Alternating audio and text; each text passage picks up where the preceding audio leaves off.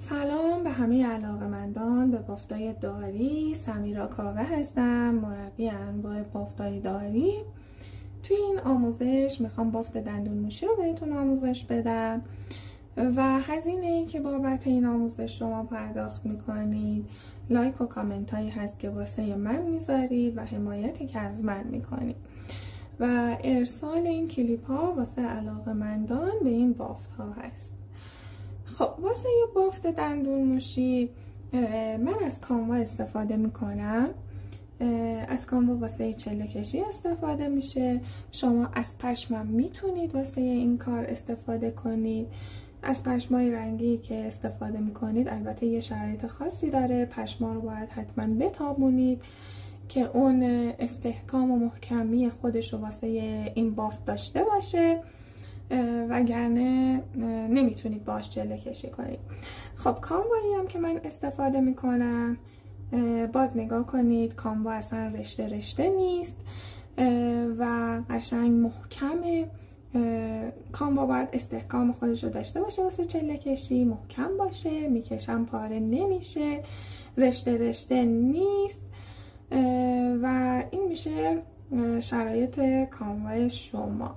کانوا خیلی ضخیم نیست، میبینید اینقدر ضخامتش به این شکله و شما از یک رنگ نمیتونید واسه این بافت استفاده کنید چون این بافت نقش خودش رو نشون نمیده. از 2 رنگ یا بیشتر باید استفاده کنید که من توی این بافت از 3 رنگ برای شما استفاده کردم برای آموزش. ابتدا وسط دار رو علامت میزنم، اندازه گیری ها رو روی دار علامت میزنم و شروع میکنم به چله کشی. کانوا رو روی زیر دار من گره زدم و شروع میکنم به چله کشی. دقت کنید چله کشی باید کشش چله ها یکسان باشه ابتدا تا انتهای کار. به خاطر همین من انگشتم رو روی نخ چله نگه داشتم که چله ها شل نشه.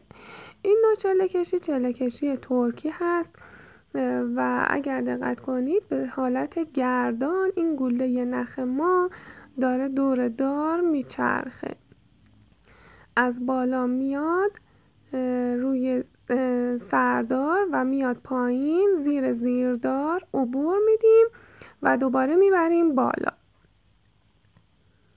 من دار رو الان به صورت افقی قرار دادم، شما موقع چله کشی دار رو میتونید به صورت عمودی قرار بدید. در بافت دندون موشی از چند رنگ شما میتونید استفاده کنید، 2 رنگ، 3 رنگ، 4 رنگ. من الان از 3 رنگ دارم استفاده میکنم.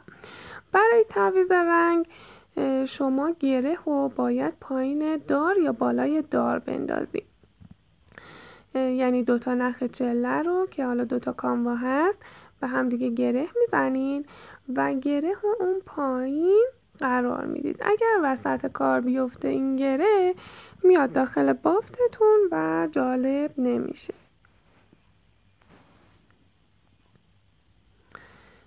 مقدار نخهای چلتون کمتر از 7 تا دونه نباشه. من الان این رنگ زرد و 10 تا دونه گرفتم، رنگ سبز رو میخوام 10 تا دونه چله کشی کنم و رنگ توسی رو یه مقدار بیشتر.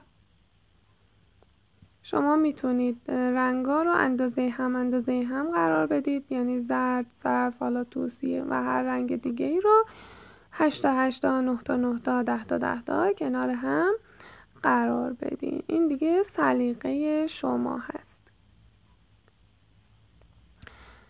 من توضیحات اندازه چله کشی، اندازه گیری رو براتون توی کانال میذارم، دقت کنید و انجام بدید. الان رنگو من عوض میکنم، رنگ توسی رو به رنگ سبز گره میزنم، جوری تنظیم میکنم که گره زیر دار بیفته.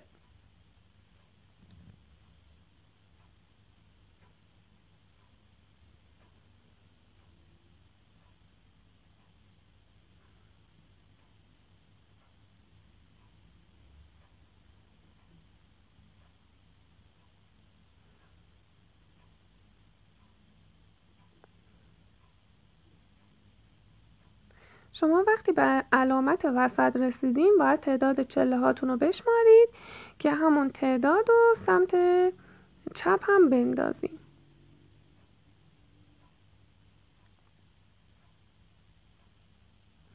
و این کار رو تا انتها ادامه میدید. اگر زمان چله کشی خواستید نخ چله رو رها کنید و برید سراغ یک کار دیگه، به این شکل نخ چله رو از لابلای چله ها عبور میدید و میارید پایین و بعد دوباره برای ادامه نخ رو میکشید بیرون و چله ها رو مرتب میکنید و ادامه میدید. انتهای کارم به این طریق گره میزنید و چند دور زیر دار میچرخونید و به چله آخر گره میزنید.